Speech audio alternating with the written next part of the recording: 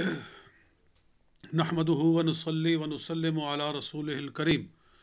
अम्मा बाद फ़अऊज़ु बिल्लाहि मिनश शैतानिर रजीम बिस्मिल्लाहिर रहमानिर रहीम वला तहसबन्नल्लज़ीना क़ुतिलू फ़ी सबीलिल्लाहि अमवाता बल अहयाउन इंदा रब्बिहिम युरज़क़ून वक़ाल अल्लाहु तबारक व तआला फ़ी मक़ामिन आख़र वलक़द सदक़कुमुल्लाहु वअदहु इज़ तुहस्सूनहुम बिइज़निहि हत्ता इज़ा फ़शिलतुम व तनाज़अतुम फ़िल अम्रि व असयतुम मिन बअदि मा अराकुम मा तुहिब्बून सदक़ल्लाहुल अज़ीम। फ़क़ाल अल्लाहु तबारक व तआला फ़ी कलामिही इन्नल्लाह व मलाइकतहु युसल्लूना अलन नबी या अय्युहल्लज़ीना आमनू सल्लु अलैहि व सल्लिमू तस्लीमा। अल्लाहुम्मा सल्लि अला सय्यिदिना व मौलाना मुहम्मदिन व अला आलि सय्यिदिना व मौलाना मुहम्मदिन व बारिक व सल्लिम। मुअज़्ज़ज़ सामिईन व नाज़रीन, ये हमारी ट्रांसमिशन है जो हर पीर वाले दिन ये मगरिब के बाद करीबन हम आपके सामने लेकर आते हैं और इसमें जो भी वक्त के साथ मुनासबत रखने वाली बात हो उस पर गुफ्तगू करते हैं। आज मैं ग़ज़वा उहद के हवाले से, चूँकि ये माह जो जा रहा है इस्लामी महीना शव्वाल है और इसके अंदर ग़ज़वा उहद वक़ूअ पज़ीर हुआ था और ग़ज़वा उहद की तफ़सीलात तो किताबों में बहुत लिखी हुई हैं। अल्हम्दुलिल्लाह मुझे भी अल्लाह ताला ने तौफ़ीक़ अता फ़रमाई और मैंने सीरत तय्यबा के नाम से हज़ूर अलैहिस्सलाम की सीरत मुबारका लिखी है और उसमें ग़ज़वा उहद की तमाम तफ़सीलात को बड़े शर बस्त के साथ बयान किया गया है। इस ग़ज़वा में एक ख़ास मैसेज है मुसलमानों के लिए, वो मैं बयान करना चाहता हूँ, और दूसरा कुछ गलतफ़हमियाँ हैं इस ग़ज़वे के हवाले से पैदा की जाती हैं लोगों के ज़हनों में और सहाबाए किराम के बारे में उनका ज़हन मसमूम किया जाता है। तो जो मैं पहले बात कहना चाहता हूँ वो ये है कि ग़ज़वा उहद का एक पैगाम है मुसलमानों के नाम, पूरी उम्मत मुस्लिमा के नाम। वो ये है कि इस ग़ज़वा में इब्तिदाअन तो मुसलमानों को बहुत ज़बरदस्त कामयाबी हासिल हुई कि पहले ही हमले में कुफ़ार के पाँव उखड़ गए और वो भाग उठे, उनकी खैमागाह खाली हो गई। किताबों में, हमारी तफसीर और सीरत की किताबों में और तारीख़ की किताबों में ये बातें बड़ी तफसील से लिखी हुई हैं कि उनका मुआस्कर, उनका लश्करगाह उनकी खाली हो गई, दौड़ गए, बल्कि अपना असलहा छोड़ के भागे, अपने नेज़े, अपनी ढालें, अपने यानी कमान, अपने तीर और अपनी तलवारें छोड़कर भागे, हत्ता कि जूतियाँ छोड़कर भागे। तो पहला हमला ही ज़बरदस्त था मुसलमानों का, हालांकि वो तादाद में 3 गुना ज़्यादा थे मुसलमानों से, मगर एक जज्बा ईमानी है सहाबाए किराम का और रसूलुल्लाह सल्लल्लाहु अलैहि वसल्लम जब ये साथ हों तो फिर क्या कहना है सहाबाए किराम की जानिसारियों का और जांबाजियों का। मगर फिर अचानक इस जीती हुई एक जंग को हार में बदल दिया गया, हालात ने बदल दिया, एक करवट ऐसी ली हालात ने कि जो जंग मुसलमान जीत चुके थे वो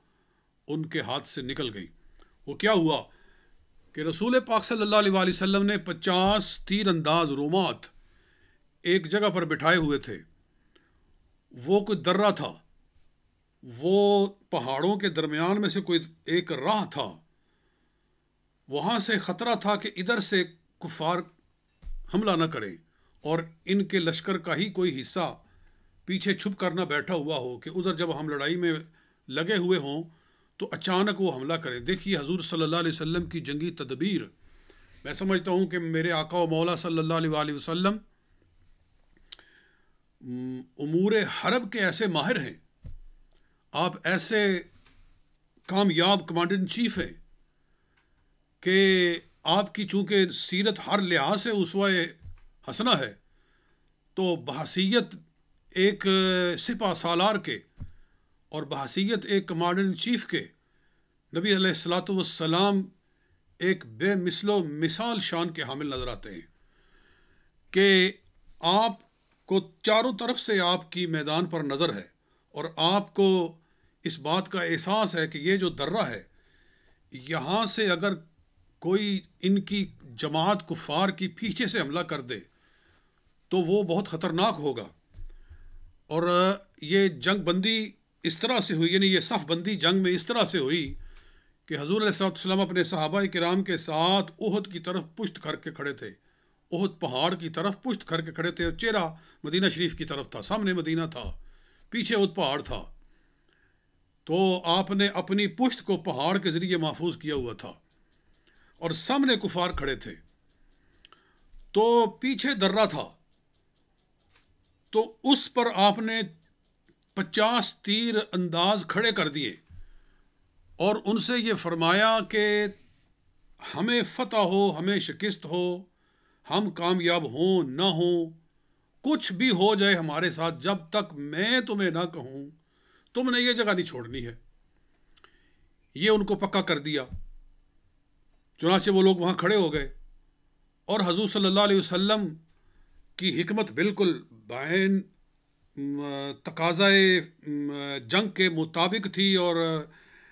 بالکل وہ صائب تھی کہ خالد بن ولید رضی اللہ تعالیٰ عنہ جو اسلام نہیں لائے تھے اس وقت، وہ کفار کے ایک لشکر کے ساتھ پیچھے کھڑے تھے اس درے کے، اور ان کو یہ اس بات کا انتظار تھا کہ یہ جو لوگ یہاں کھڑے ہیں، اگر کسی طریقے سے یہ یہاں سے ہٹیں تو ہم یہاں سے حملہ کریں۔ تو جب کفار بھاگ اٹھے، میدان خالی ہو گیا، اور وہ مال غنیمت چھوڑ گئے، اور جو وہ لوگ نیچے کھڑے تھے میدان جنگ میں، وہ جب مال جمع کرنے لگے، کیونکہ ابھی غنیمت کے احکام نازل نہیں ہوئے تھے کہ کس طرح تقسیم کرنا ہے، تو یہی تھا کہ جس کے ہاتھ میں جو آ جائے وہ لے لے، تو اس لیے جس کے ہاتھ میں جو آ رہا تھا وہ لے رہا تھا۔ تو ایسے میں وہ جو 50 تیر انداز وہاں کھڑے تھے، ان کے درمیان میں اختلاف ہو گیا، اور کچھ نے کہا کہ بھئی ہمیں تو حضور صلی اللہ علیہ وسلم کا حکم ہے، ہم نے تو یہاں سے نہیں ہٹنا ہے، لیکن اکثر ان میں سے یہ کہہ رہے تھے کہ اب تو فتح ہو گئی ہے۔ یہ جو حضور نے فرمایا تھا نا، یہ ان حالات کے مطابق تھا کہ جب فتح نہ ہوئی ہو، تو جنگ چل رہی ہو، تو ایسے میں جب تک میں نہ کہوں تم نے یہاں سے نہیں ہٹنا ہے، لیکن جب اب جنگ رہی نہیں، ختم ہی ہو گئی ہے، اور وہ کفار چاہ چکے ہیں، تو اب یہاں سے ہمیں ہٹ جانے میں کوئی حرج نہیں ہے، چلو ہم نیچے اترتے ہیں، کوئی تلوار، کوئی نیزہ، کوئی بالا، کوئی ڈھال ہمیں بھی مل جائے تو ہم بھی اس کو اگلے کسی میدان میں استعمال کریں گے۔ نیت ان کی بری نہیں تھی، لیکن بہرحال بات کے سمجھنے میں ان سے غلطی ہو گئی، اسی کو کہتے ہیں خطائے اجتہادی۔ تو خطائے اجتہادی میں انسان کی نیت میں فطور نہیں ہوتا، وہ جان بوجھ کر غلطی نہیں کرتا، لیکن معاملہ فہمی میں غلطی ہو جاتی ہے۔ تو یہی کچھ ان لوگوں کے ساتھ ہوا، چنانچہ ان 50 میں سے صرف 12 وہاں کھڑے رہے کہ انہوں نے کہا کہ ہم یہاں سے نہیں ہٹیں گے، اور باقی لوگ نیچے اتر آئے۔ تو جیسے ہی یہ نیچے اترے، صرف 12 آدمی، چند افراد وہاں کھڑے تھے، تو وہ جو لشکر پیچھے کھڑا تھا انہوں نے حملہ کر دیا، اور پہلے ہی حملے کے اندر وہ 12 آدمی شہید ہو گئے، اور یہ پیچھے سے حملہ ہو گیا، اور صحابہ کرام چونکہ غافل ہو چکے تھے اور مال سمیٹ رہے تھے، تو اس اچانک حملے سے وہ بڑے ششدر ہوئے کہ یہ کیا ہوا ہے، تو وہ سنبھل نہ پائے، اور پھر جو کفار بھاگے ہوئے تھے، جب انہوں نے دیکھا کہ ادھر سے حملہ ہوا ہے تو وہ واپس لوٹ آئے، پھر انہوں نے بھی حملہ کر دیا، اب دو طرفہ حملہ ہو گیا، اور بیچ میں صحابہ کرام تھے۔ تو اس وقت مجموعی طور پر 70 یا 72 صحابہ کرام شہید ہو گئے، 12 وہ تھے، اور باقی ایک بڑی تعداد صحابہ کرام کی شہید ہو گئی، اور زخمیوں کی تو کوئی تعداد ہی نہیں تھی، ہر کوئی زخمی تھا۔ اور اس وقت کفار کا سب سے بڑا ٹارگٹ حضور صلی اللہ علیہ وسلم تھے کہ ہم کسی نہ کسی طریقے سے حضور علیہ السلام کو شہید کر دیں، اور صحابہ کرام بھی اپنی جانوں کو بھول کر صرف اور صرف اپنے آقا و مولا صلی اللہ علیہ وسلم کی حفاظت میں لگ گئے۔ لوگوں نے اپنے بازو اوپر کر دیے سرکار کے،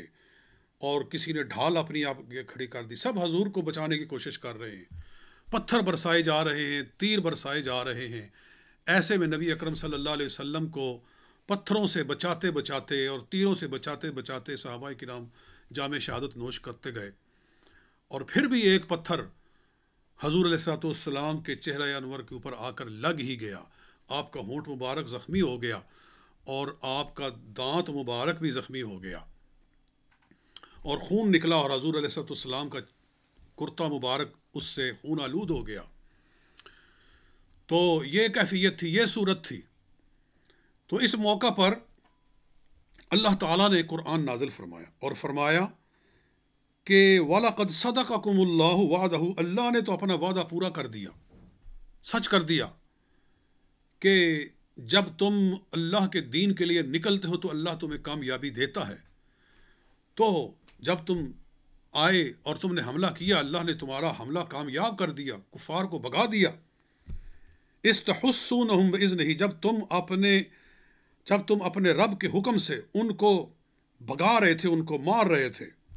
یہ اللہ نے اپنا وعدہ پورا کیا۔ حتیٰ اذا فشلتم، پھر تم ہی بزدل پڑ گئے، وتنازعتم فی الامر، اور تم نے اپنے معاملے میں جھگڑا کر دیا، تم خدا کے حکم کے اندر جھگڑا کرنے لگے، نبی کے حکم کی تعمیل کے اندر تم میں اختلاف پیدا ہو گیا۔ وعصیتم من بعد ما اراکم ما تحبون، یہ سورہ آل عمران کی آیت نمبر 152 ہے جو میں پڑھ رہا ہوں قرآن پاک میں سے۔ اللہ نے تمہیں دکھا دیا جو تم چاہتے تھے، وعصیتم، اور تم نے اللہ کے حکم کی نافرمانی کی، اللہ اور اس کے رسول کے حکم کو توڑا، من بعد اس کے کہ ما اراکم ما تحبون، اللہ نے تمہیں دکھا دیا جو تمہیں پسند تھا، تمہیں فتح پسند تھی، تمہیں نصرت پسند تھی، تمہیں غلبہ پسند تھا، اللہ نے وہ تمہیں دکھا دیا۔ تو اس کے بعد تم نے اختلاف کیا، اس کے بعد تم تنازع کرنے لگے۔ تو یہ ماجرا تھا تمہاری اس تکلیف کا، اور یہ جو تمہیں ہزیمت ہوئی اس کا۔ اور اسی کو اللہ نے ایک جگہ مزید آگے چل کر یوں بھی بیان فرمایا کہ اولما اصابتکم مصیبت، جب تمہیں مصیبت آتی ہے، قد اصبتم مثلیہا، کہ اس جیسی مصیبت تم پہلے کافروں کو اس سے ڈبل پہنچا چکے ہو، یعنی بدر کے اندر تم اس سے بڑی تکلیف ان کو دے چکے ہو، پھر بھی تمہیں جب تکلیف آئی، قلتم انا ھذا، تو تم کہنے لگے کہ یہ کہاں سے آ گئی ہے۔ یہ سورہ آل عمران کی آیت نمبر 165 ہے۔ قل ھو من عند انفسکم، اللہ نے فرمایا یہ خود تمہارے ہی کیے دھرے کا سارا ماجرا ہے، یہ تمہارے اپنے ہاتھ کی یہ بات ہے کہ تم نے خود جو غلطی کی اس کا تمہیں خمیازہ بھگتنا پڑا ہے۔ ان اللہ علی کل شیء قدیر، بے شک اللہ تعالیٰ تو ہر چیز پر قادر ہے۔ تو اللہ تعالیٰ نے فرمایا کہ یہ تمہاری غلطی کا شاخسانہ ہے۔ تو اس میں سبق ہے امت مسلمہ کے لیے، قیامت تک کے مسلمانوں کے لیے، کہ مسلمانوں کو جب بھی کامیابی حاصل ہوتی ہے تو وہ تعداد کی بنیاد پر نہیں ہوتی اور وہ استعداد کی بنیاد پر نہیں ہوتی، بلکہ اللہ پر اعتماد کی بنیاد پر ہوتی ہے کہ تم رب کے حکم کو کتنا پورا کرتے ہو۔ اور اگر تم رب کے ایک حکم سے نافرمانی کرو تو بے شک تم غلبہ پا چکے ہو، اور اللہ کا رسول امام الانبیاء تمہارے درمیان میں موجود ہو، اور پھر تم ان کے حکم سے سرتابی کرو، مخالفت کرو، حالانکہ وہ اجتہادی تھی، وہ جان بوجھ کر بھی نہیں تھی، لیکن اللہ تعالیٰ یہ سبق دینا چاہتا تھا مسلمانوں کو کہ اطاعت مصطفیٰ کے اندر ہی تمہیں غلبہ حاصل ہو سکتا ہے، اللہ اور اس کے رسول کی پکی سچی غلامی کر کے ہی تمہیں غلبہ حاصل ہو سکتا ہے، اور اگر تم ان کے حکم کی مخالفت کرو گے تو کامیابی نہیں پا سکتے ہو۔ تو یہ سبق ہے اس غزوہ کے اندر۔ آج ہم اپنی حالت پہ دیکھیں کہ وہ صحابہ کرام جن کے تقوی میں، جن کے حوصلے میں، جن کے ولولے میں اور جن کے جذبے میں شک کوئی نہیں، لیکن جب نبی کے ایک حکم کو پورا نہ کر سکے تو اللہ تعالیٰ نے جیتی ہوئی جنگ کو بھی ہار میں بدل کے دکھا دیا، بتا دیا کہ تمہاری کامیابی مکمل طور پر اطاعت مصطفیٰ صلی اللہ علیہ وسلم سے وابستہ کر دی گئی ہے۔ اور آج ہم نبی کے ہر حکم کو توڑ کے بیٹھے ہوئے ہیں،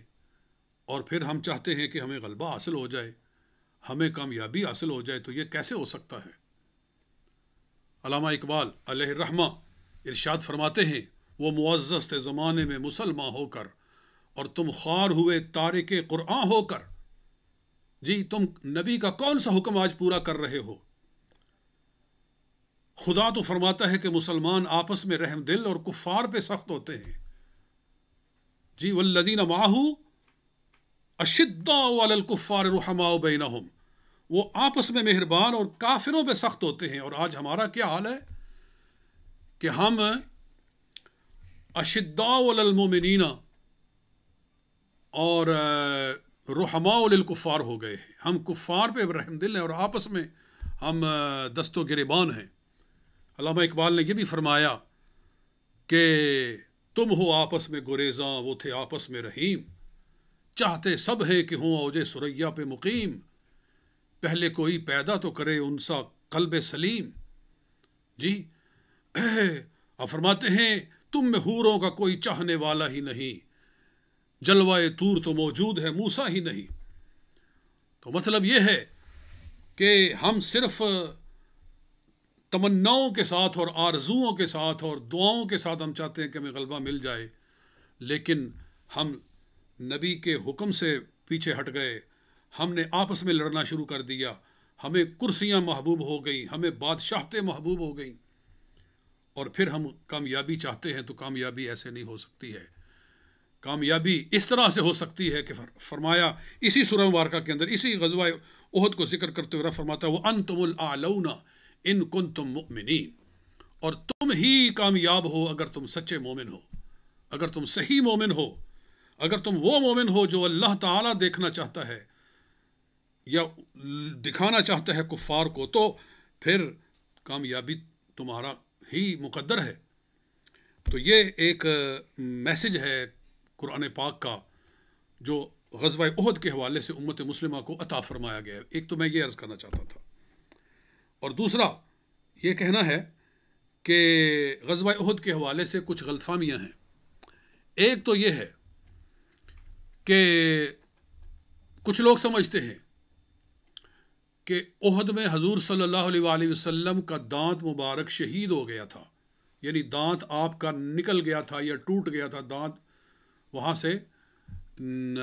جگہ خالی ہو گئی، دانت شہید ہو گیا. بلکہ کچھ جاہلوں نے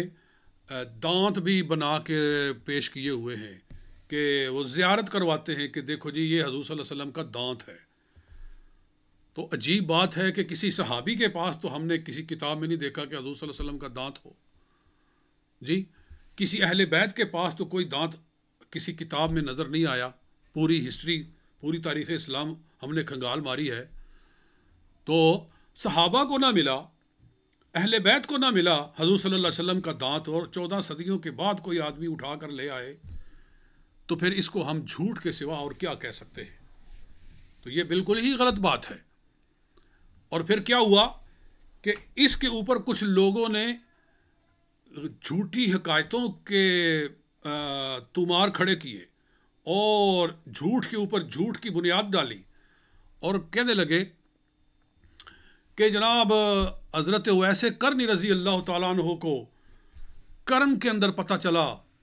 کہ جنگ میں حضور علیہ السلام کا دانت شہید ہوا ہے. تو انہوں نے کیا کیا جناب، پتھر اٹھایا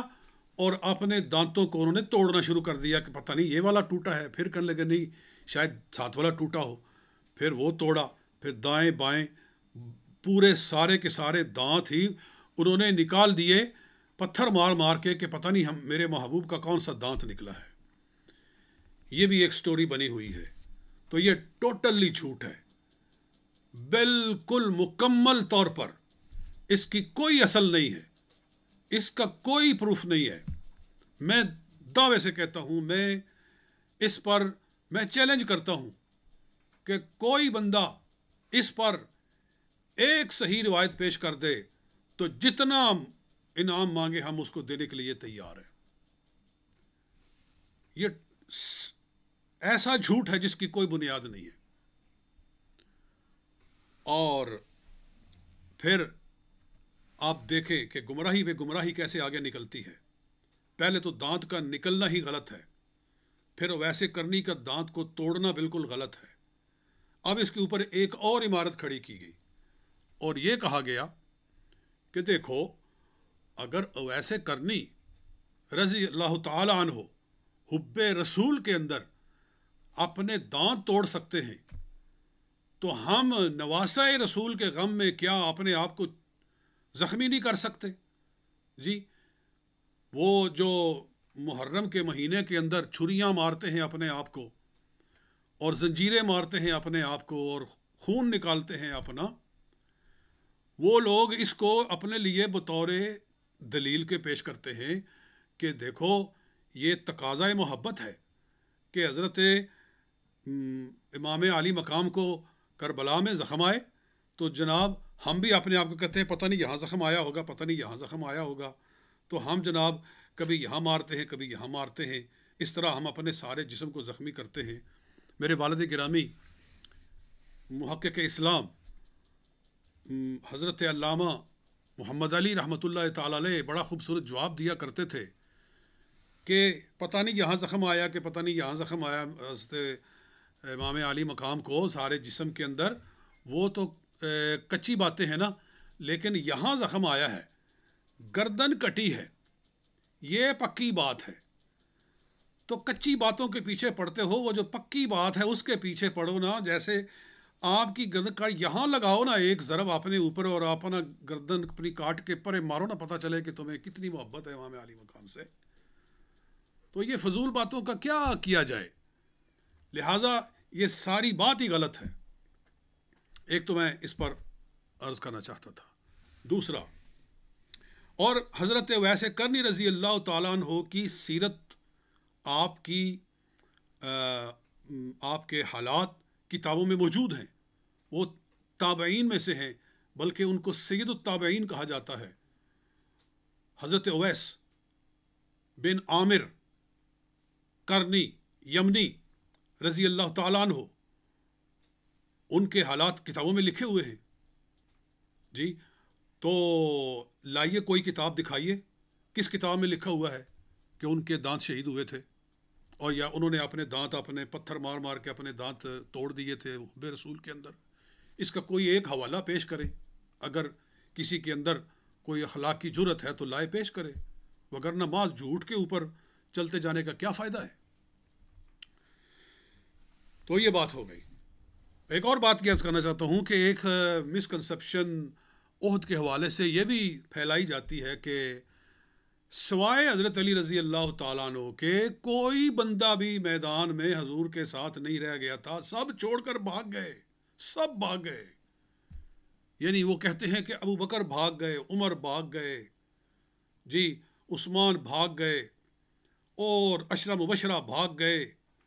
مہاجرین بھاگ گئے، انصار بھاگ گئے، سب بھاگ گئے، اور اگر رہ گیا تو تنہا ابو طالب کا بیٹا حضرت علی المرتضیٰ رہ گئے، اور وہ حضور صلی اللہ علیہ وسلم کی حفاظت کرتے نظر آ رہے تھے، بس اور کوئی نہیں۔ یہ بات اہل تشیع کہتے ہیں، یہ شیعہ کہتے ہیں، دڑلے سے کہتے ہیں، مگر افسوس کہ ان کو دیکھ کر کچھ پلے سنی بھی کہنے شروع ہو گئے۔ تو میں ان کے پیچھے نہیں جاتا، میں خاص طور پر کتب اہل تشیع میں سے یہ دو حوالے آپ کے سامنے پیش کر کے اپنی گفتگو کو ختم کرنا چاہتا ہوں کہ یہ بات کس قدر غلط ہے۔ تو اور قرآن کے خلاف ہے، یہ قرآن کے ساتھ متصادم بات ہے۔ ایک میں ایک آیت مبارکہ قرآن پاک میں سے پیش کر دوں، وہ آیت ہی بتا رہی ہے کہ کیا میدان احد میں کسی موقع پر حضور صلی اللہ علیہ وسلم اکیلے رہے ہیں، ایسا ہوا ہے؟ تو سنیے اللہ کا قرآن فرمایا، وہی آیت جو میں نے پہلے آپ کو پڑھ کر سنائی ہے، کہ فرمایا استسعدون، یہ آیت نمبر 153 ہے، استسعدون، جب تم پہاڑ کی طرف چڑھ رہے تھے، یعنی جب تتر بتر ہوئے لوگ تو مسلمان جو تھے کچھ پہاڑ کی طرف جانے لگے، ولا تلوون علی احد، اور تم پیچھے مڑ کر کسی کی طرف دیکھ نہیں رہے تھے، والرسول یدعوکم فی اخراکم، اور رسول پاک صلی اللہ علیہ وسلم تمہیں تمہاری ہی ایک دوسری جماعت میں کھڑے ہو کر بلا رہے تھے۔ فی اخراکم، اس کا معنی ہے کہ والرسول یدعوکم فی الجماعۃ الاخری منکم، تمہاری ہی ایک جماعت میں کھڑے ہو کر تمہیں بلا رہے تھے کہ میری طرف آؤ۔ چنانچہ ایسا ہی ہوا، حضور علیہ الصلوۃ والسلام کے ساتھ میں کچھ جانثار کھڑے تھے، آپ نے ان میں کھڑے ہو کر کہا کہ ارے کہاں ہو، میں یہاں موجود ہوں، کیونکہ یہ شیطان نے افواہ پھیلائی کہ قتل محمد محمد صلی اللہ علیہ وسلم کو شہید کر دیا گیا ہے۔ اس خبر نے لوگوں کے حوصلے پست کر دیے اور لوگ ادھر ادھر بھاگنے لگے، تو نبی علیہ الصلوۃ والسلام نے پکار کر فرمایا میں موجود ہوں تمہارے درمیان میں، میری طرف آؤ، کدھر جا رہے ہو؟ بس یہ سننا تھا کہ لپک کر صحابہ کرام آپ کی طرف آئے اور جمع ہو گئے، اور پھر صحابہ کرام لائن بنا کر کھڑے ہوئے تو کفار نے دیکھا کہ اب تو یہ پھر منظم ہو گئے ہیں،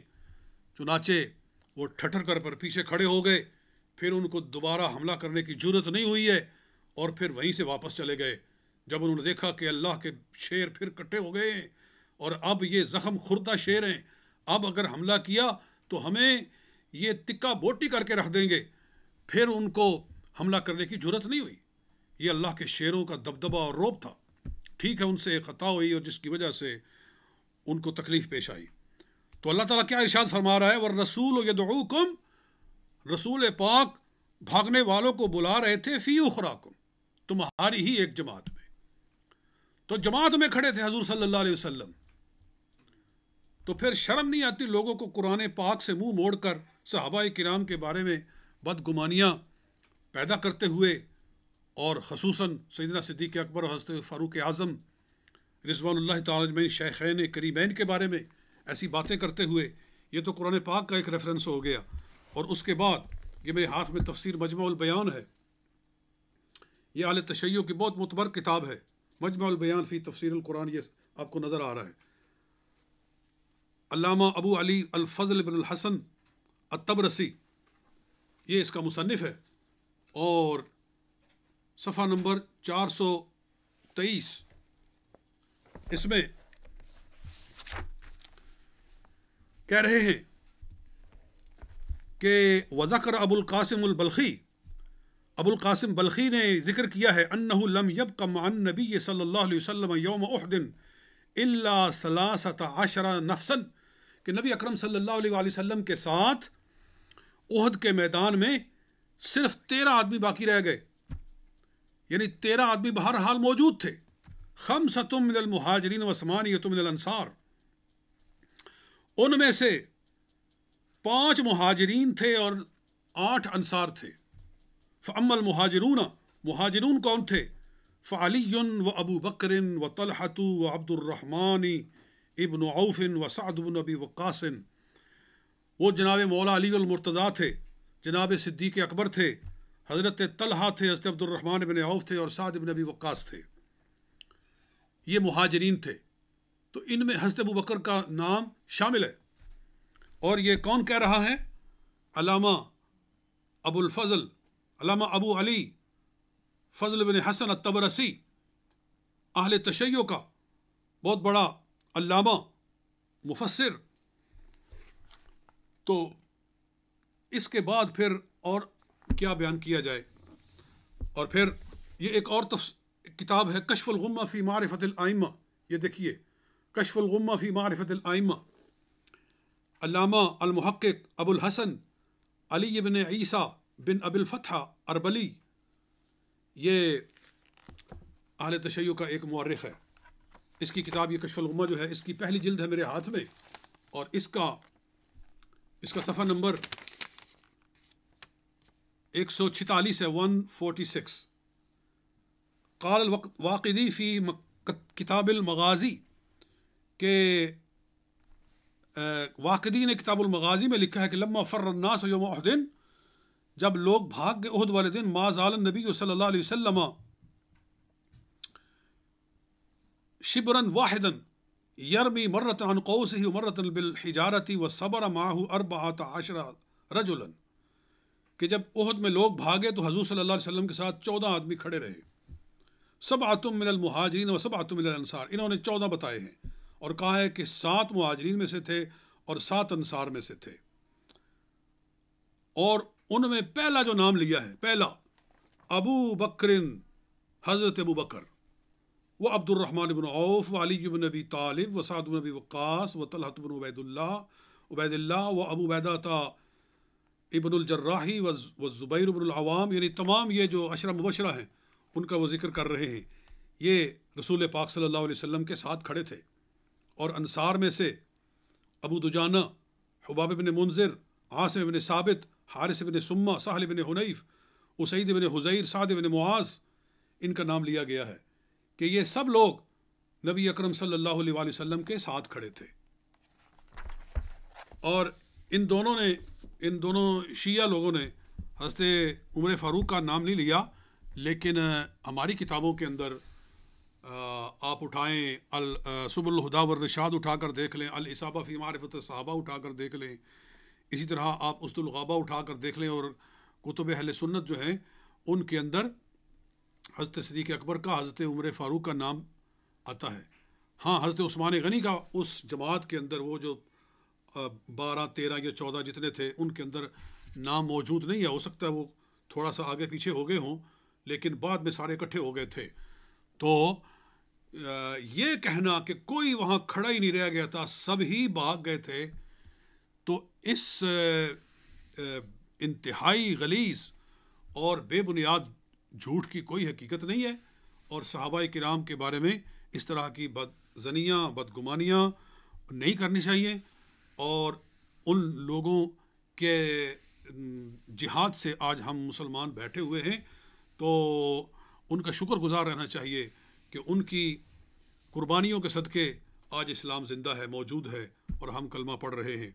اللہ تعالی ہمیں سمجھنے، عمل کرنے کی توفیق رفیق عطا فرمائے۔ وآخر دعوانا الحمد للہ رب العالمین۔